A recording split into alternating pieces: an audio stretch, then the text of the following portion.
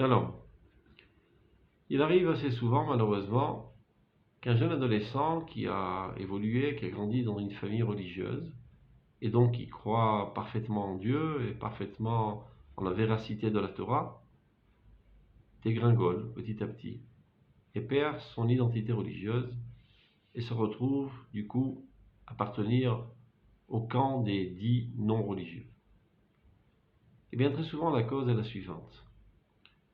C'est qu'il a fauté, et donc il en est énormément attristé, il a des remords, il prend des résolutions fermes de ne plus fauter, et voit qu'après quelque temps, il se retrouve exactement dans la même situation, de la même faute.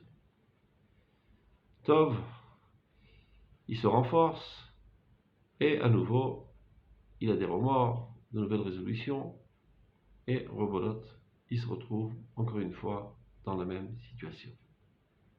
Et finalement, il désespère. Ceci est dû au fait que l'homme n'aime pas faire du surplace. Il a comme l'impression que le fait qu'il refaute à chaque coup, ça prouve qu'il fait du surplace. Et donc il désespère. Il arrive à la conclusion que probablement d'être religieux, d'être en proximité avec Dieu, cela nécessite une âme spéciale, un genre spécial. C'est pas fait pour moi, c'est fait pour des gens spéciaux. Et donc il abandonne tout.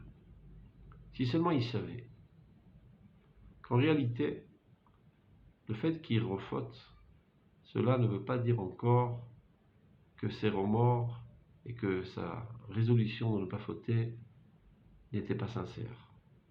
Tout simplement, il a développé une addiction envers la faute. C'est comme la drogue. Donc il est fortement lié à cette faute avec une corde dans laquelle il y a énormément de fibres. Et il s'avère que chaque fois qu'il a des remords, c'est comme si il prenait une petite lame et qu'il coupait un fibre, et encore une fibre, et encore une autre. Mais il n'a pas terminé de couper toutes les fibres. C'est la raison pour laquelle il est encore lié, qu'il faute encore. Donc, il faut persévérer. Ne pas se désespérer du fait qu'on se retrouve dans la même situation et d'arriver à une conclusion fausse qu'on fait du surplace, il ne fait pas du surplace. Petit à petit, tu es en train de progresser, de sortir du puits dans lequel tu te trouves, le puits de la faute, et tu es en train de grimper.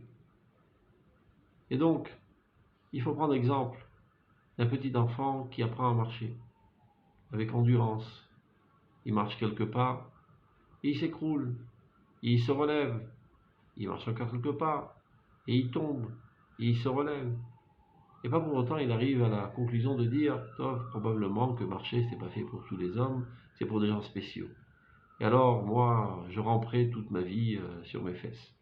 Eh ben non, avec beaucoup de persévérance, il attrape une chaise, il attrape un rideau, et tout dégringole, peu importe, il continue, et voilà qu'un jour, il traverse toute la chambre, et tout le monde applaudit, il est très content de lui, et tout le monde est content, et flac, encore une fois il s'étale.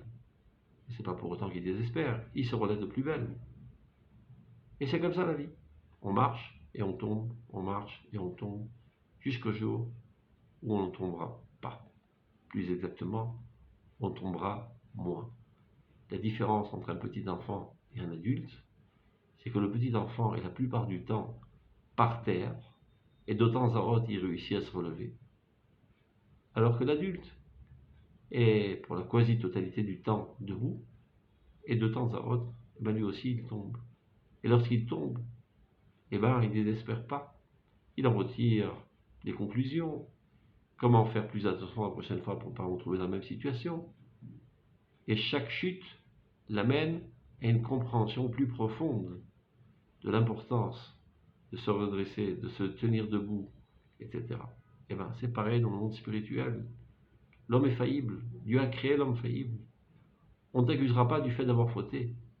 On t'accusera du fait de t'être désespéré de la faute. Ça n'existe pas un tzaddik dans ce monde qui ne fait que le bien sans jamais fauter. Tout être est faillible. Reste à savoir si tu sais te relever. Shiva pour tzaddik, Bekam, dit le Pasuk. 7 fois le tzaddik tombera, et puis il se relèvera.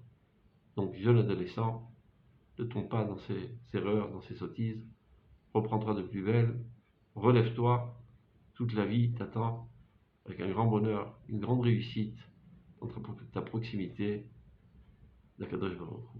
B'atzlacha.